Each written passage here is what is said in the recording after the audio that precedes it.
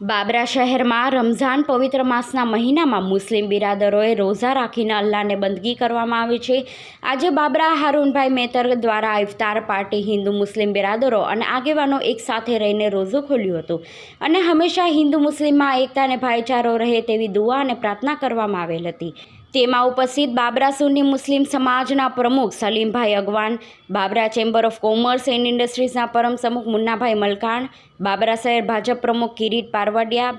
બાબરા નગરપાલિકા પ્રમુખ પ્રવીણ કરકર, બાબરા શહેર યુવા પ્રમુખ હરેશ આખજા, શાસ્ત્રી સુનિલભાઈ ત્રિવેદી, રાહીમભાઈ પિજારા, રહીમભાઈ પંચીરાજ,